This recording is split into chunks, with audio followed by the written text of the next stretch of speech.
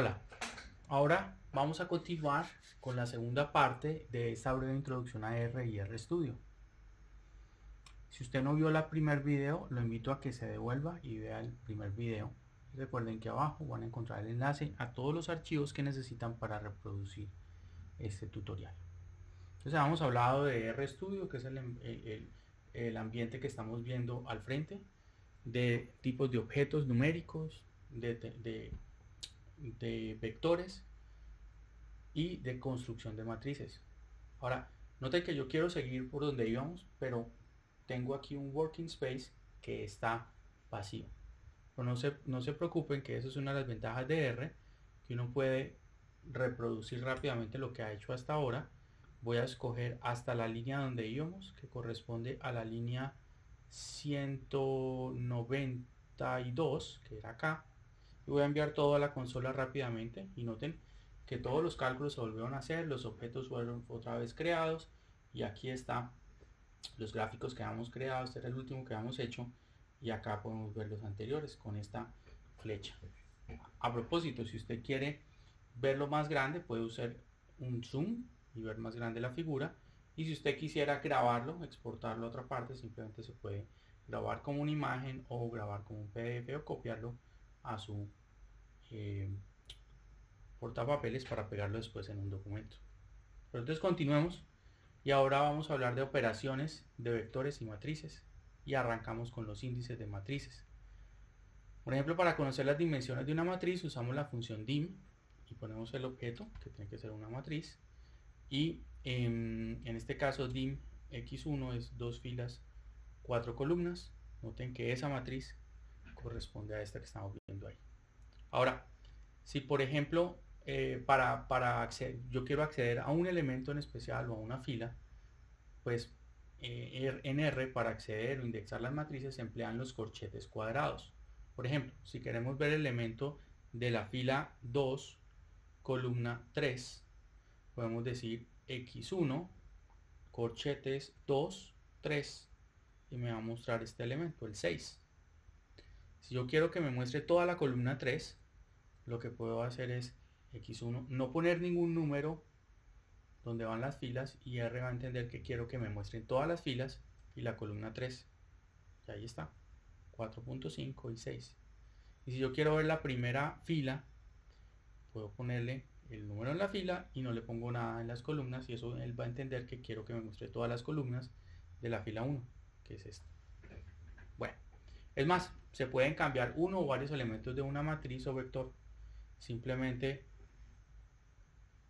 asignándole a esa posición el número que usted quiera. Por ejemplo, ¿se acuerdan que la posición 2, 3 de la matriz x1 correspondía al número 6? ¿Qué tal si lo cambiamos por un número 3? Por esto. Y ahora podemos ver que queda nuestra matriz ha sido modificada. Aquí había un 6, ahora es un 3. Bueno, otras cosas que podemos hacer son operaciones matriciales. Y recuerde que para hacer las operaciones matriciales es importante que las matrices sean conformables, es decir, que se pueda hacer esa operación. Si yo quiero encontrar la transpuesta, es muy fácil, es con la función t, abre paréntesis, el objeto. Recuerden x1, que es la que estamos viendo allá abajo. Si la transpongo, las filas se convierten en columnas y las columnas en filas. Si yo quiero sumar, puedo sumar, por ejemplo, A con B2. El objeto B2 no lo hemos creado. Creo que lo que yo quería decir es A más X2. Y me dice que no son conformables porque no tienen las mismas dimensiones. Entonces veamos qué ocurre. La matriz A es esta y la matriz 2 es esta. Claro, no hay forma de hacerlo. De pronto, lo que quiero sumar es el objeto A con el objeto x1, ¿será? Tampoco parece. Creemos una matriz que me permita hacer esa suma, y por ejemplo podríamos crear una matriz. Creemos aquí una matriz que la voy a llamar x2, la voy a sobreescribir, no importa, creo que no la voy a usar más adelante. X2, ahí voy a asignar el objeto que correspondería de la matriz X1 voy a seleccionar, miren, yo necesito un objeto para sumárselo a A, que tiene 2 filas, 3 columnas. Necesito un objeto que tenga 2 filas, 3 columnas, y X1 tiene una columna de más. Entonces cojamos las primeras 3 columnas de X1. Eso significaría que yo voy a coger todas las filas y desde la columna 1 hasta la columna 3. Y ahí acabo de crear X2 con 3 columnas, 2 filas. Ahora sí las puedo sumar. Y obtengo esto. Se suma elemento por elemento. Yo también puedo multiplicar. Recuerden que para la multiplicación deben ser conformables las matrices. Por ejemplo, yo puedo multiplicar X1 por, noten que el por está antecedido por un signo de porcentaje y después del signo multiplicar otro porcentaje para que se haga una multiplicación matricial.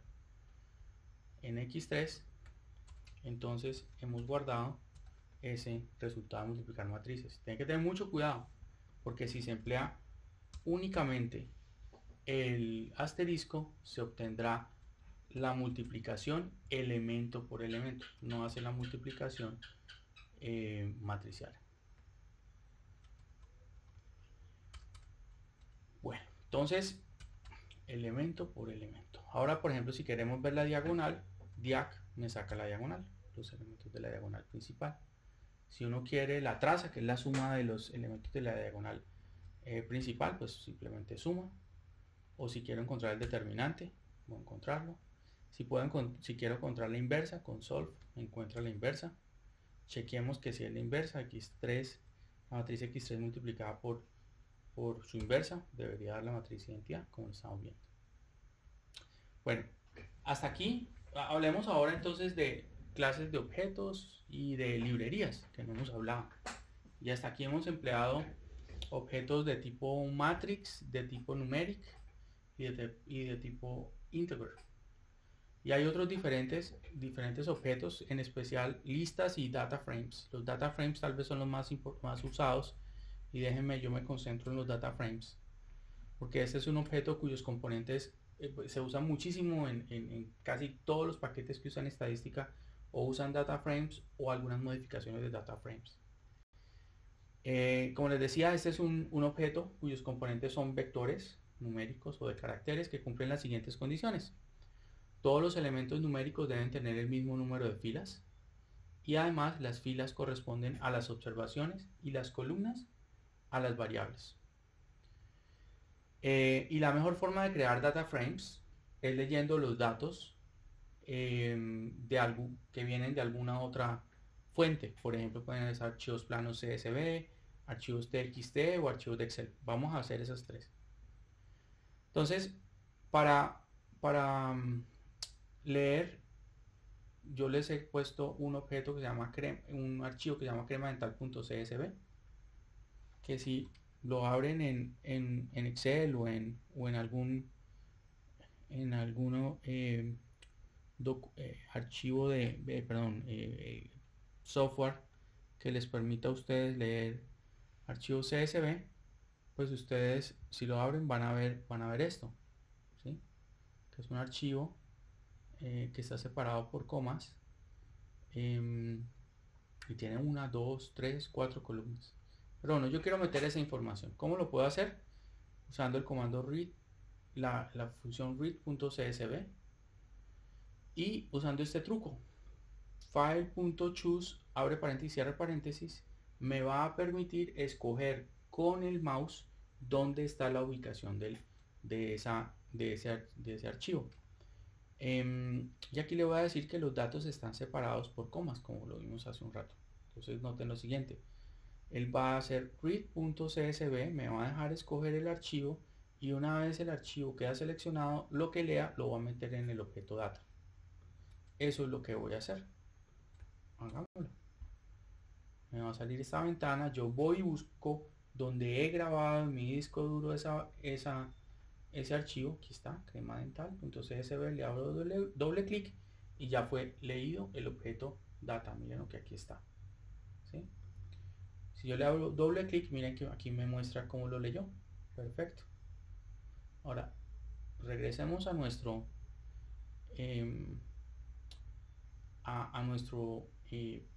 código, a nuestro script. Otra forma de hacerlo para no tener, si uno está automatizando, no tener que hacer clic, point and click para encontrarlo, es poner exactamente el path donde está el archivo que quiero buscar. Por ejemplo, en mi caso, en Files, puedo ver aquí, este es mi Working Directory, y como en mi Working Directory está el objeto cremadental.csv, pues simplemente escribo cremadental.csv y él va a hacer lo mismo que hicimos antes. Ahí quedó hecho. Pero si en mi Working Directory no está el archivo, tendría que escribir todo el path, o sea, todo este que tengo acá, ¿sí? Ahora, lo mejor, la verdad, por ejemplo, copy link, lo puedo copiar y aquí me quedaría todo el path. A veces funciona, a veces no funciona, tengo un problema en Java ahí. Ahora, yo les recomiendo que usen un Working Directory por proyecto, graben ahí el archivo y ustedes hagan trabajar R siempre desde ahí. ¿Cómo lo hacen? Hay una forma muy sencilla, miren. Si yo grabo esto, vamos a cerrarlo sin ningún miedo, vamos por la 271, cerramos acá. Me va a decir que si quiero grabar el working space, yo le voy a decir que no. Salí de R. Y miren que yo aquí he creado una carpeta que se llama material para después de clase. Es esta aquí. Y aquí está el archivo intro. El archivo .r, que es el que vengo trabajando. El truco es que si yo abro RStudio directamente, él va a arrancar en el working space predeterminado en RStudio, que normalmente es una carpeta, perdón, es una carpeta que está por allá escondida. Pero si yo tengo cerrado RStudio y le hago doble clic en el objeto que quiero abrir, en el archivo que quiero abrir, en este caso, automáticamente su working directory va a ser ese. Miren, aquí va a quedar y va a ser más fácil trabajar. Bueno, recuerden que yo iba por la 271, me queda abierto donde iba, pero no hay ningún objeto porque no grabo el working directory. Lo que voy a hacer es correr otra vez el script y otra vez todo va a regresar a la normalidad. Voy a decir cancelar para que no haga esa lectura. Me estaba pidiendo acá, pero voy a correr la última y ya me leyó la input data. Veamos esos datos entonces con head. Me muestra los primeros datos. ¿Qué clase? Es un data frame. Con str podemos ganar un poquito de estructura y entender un poco los datos. Miren, aquí me está diciendo que ese data frame tiene 228 observaciones, es decir, 228 filas y 4 variables, es decir, fueron 4 columnas que leyeron. La primera, noten que lo pone con pesos. Ingreso, es decir, ese data frame tiene como slots, como pedazos, y para acceder a cada pedazo puede usar el signo pesos. Ahorita voy a hablar un poquito de eso. Ingresos, que es una variable entera, y ahí hay unas observaciones. Q, que son cantidades, de hecho, cantidades de crema dental vendidas, y ahí son enteros también. El año, que lo está leyendo como un factor, y la fecha que lo leyó como un factor. Miren que yo puedo también decirle summary y me hace cálculos de la media y la media, el primer cuartil, la mediana, el tercer cuartil y el máximo. Noten que para esta variable ingresos y cantidades tiene sentido. Para ingreso, para año y fecha, esos resultados no tienen ningún sentido. Sigamos un momentico y por ejemplo, supongamos que yo quiero ver las cantidades. Yo simplemente cojo el objeto data, pongo pesos y ahí mismo me da acceso. Miren que aquí me sale un menucito. Me dice, mire, en data usted puede encontrar el ingreso, Q, año y fecha. Por ejemplo, si yo le digo ingresos, le hago enter y le doy enter otra vez y me muestra esa columna, o sea, esa variable. Yo le puedo decir que me muestre, por ejemplo, que me haga un plot, un gráfico de Q, de las cantidades que están en data, de Q y de ingresos. vamos a tener un diagrama de dispersión. En el eje horizontal va la primera variable que yo ponga y en el eje vertical va la segunda. Listo, aquí vemos que parece haber una relación lineal entre esas dos variables. Y si le digo plot data a todo el objeto, pues me van a graficar todas las posibles combinaciones y pares. Esto es chévere, más adelante vamos a trabajar en esto. Ahora también podemos leer archivos TXT sin ningún problema. Para leer archivos TXT, pues es bastante sencillo. Uno puede crear, vamos aquí a hacerlo, no lo tenía hecho, data, en data 1 en el objeto data 1 vamos a traer lo que está en un archivo TXT. Yo les he provisto un archivo TXT que se llama datos. Entonces esto se puede hacer con read.table. Noten que cuando uno está escribiendo las funciones en RStudio, por eso es que a la gente le gusta mucho, empieza a autocompletarle. Yo voy a darle enter. Tengo que poner entre comillas el nombre del objeto. En este caso se llama datos.txt y le debo decir si tiene o no encabezado, es decir, header, en este caso header igual true. Eso quiere decir que el nombre de la variable está en la primera fila. Vamos a leer esto. Recuerden que podría haber usado file.choose en vez de haber puesto todo el nombre y ahí hubiese aparecido una ventana, o pues ya invocar directamente el archivo. Como estoy en ese working directory y ahí están los datos, no hay ningún problema. Si no estuviera en ese working directory, otra vez tendrías que poner todo el path, ¿sí? Entonces vamos a correr esto y aquí veamos el objeto, la primera parte de ese objeto, data 1. Miren, esto es lo que leyó. Noten que parece que no lo haya leído bien. Vamos a darles str de data a ver qué fue lo que pasó. Y aquí parece que no leyó bien esto. Entonces de pronto es que no le dimos bien los comandos. Vamos a ver qué pasó. Veamos el archivo. Voy a abrir rápidamente el archivo para que ustedes puedan ver cómo es la estructura. Y aquí los datos están separados por comas.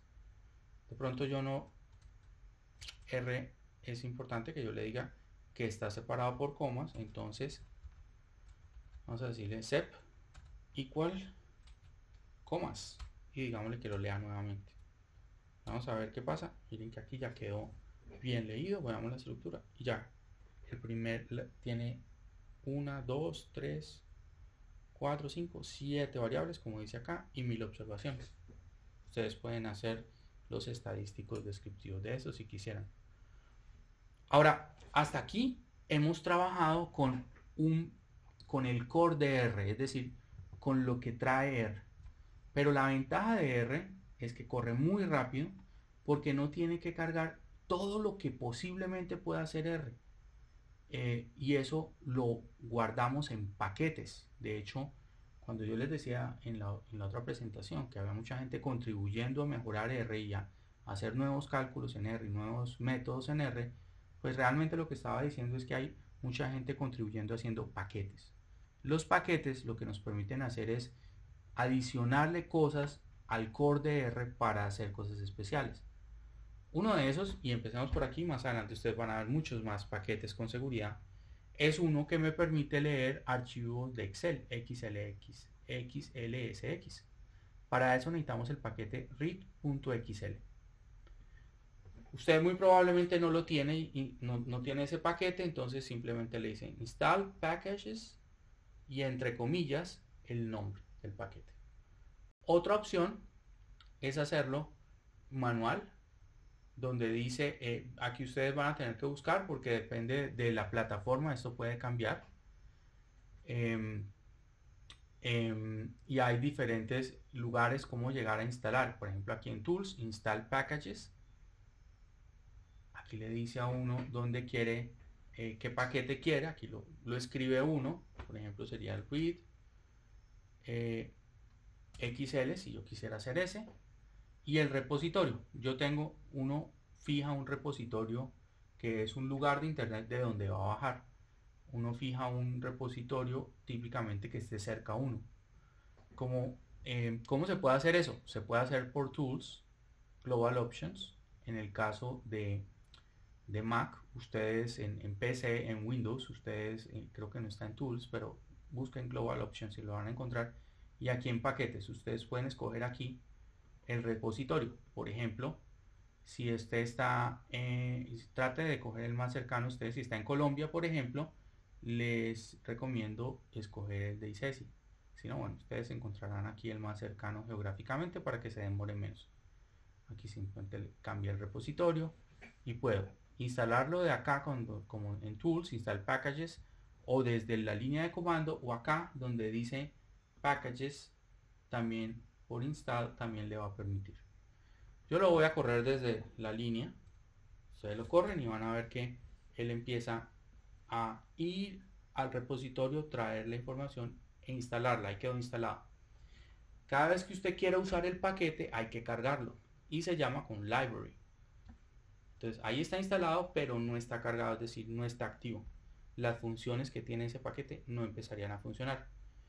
Yo le doy aquí library y ahí ya queda cargado. Noten que aquí en paquetes, si ustedes buscan, yo tengo un montón de paquetes instalados, se van a dar cuenta, el que acabo de instalar, de activar, se llama read, por la R, que está por acá. Este quedó activado. Otra forma de activar, de cargar una librería puede ser venir acá y hacerle clic, pero realmente yo les recomiendo más bien hacer todo en la consola, de tal manera que la próxima vez que carguen no tengan que pues escribir todo y no tengan que hacer esos point and click y puedan simplemente correr el código. Bueno, vamos a coger ese archivo que se llama datacdts.xls, que yo les he puesto disponible, que es este de acá, que si ustedes lo abren en Excel pues van a ver que es una serie de tiempo en la que tiene la fecha, día, mes, año y el DTF, y el DTF que es como la tasa de interés de captación de los depósitos a término fijo a 90 días en Colombia. Entonces, bueno, voy a cerrar este archivo, voy a cargarlo y simplemente le digo read rayita abajo Excel y el nombre del archivo. Otra vez aquí podría haber usado choose file.choose para hacerlo point and click, y si no está en su working directory, en mi caso sí está aquí, si no está pues le tienen que poner todo el path. Aquí lo cargo, le voy a decir, bueno, muéstrame los primeros datos. Mira, aquí quedó creado, muéstrame el class, ¿sí? Fue un data frame, por ejemplo, digámosle que me muestre la estructura del DTF de esta base de datos. Aquí me dice, leí dos cosas, leí dos variables, 1719 observaciones. Miren que yo puedo ver cuál es la clase de cada una de las columnas, por ejemplo de la columna DTF, de la variable DTF 90 días, me va a decir que es una variable numérica. Yo podría hacer los estadísticos de esa columna solamente, summary, estadísticas descriptivas. El mínimo de DTF fue de 3.5%, el máximo de 7.9%. Puedo hacer un histograma y ahí ya puedo jugar. Yo no voy a dejar ahí en este segunda introducción. Ustedes pues hay mucho por delante, pero creo que ya tienen una idea de cómo poder arrancar, y espero poder poner más videos adelante de gráficos y de manipulación de información y de algunas otras técnicas. Muchas gracias por su atención.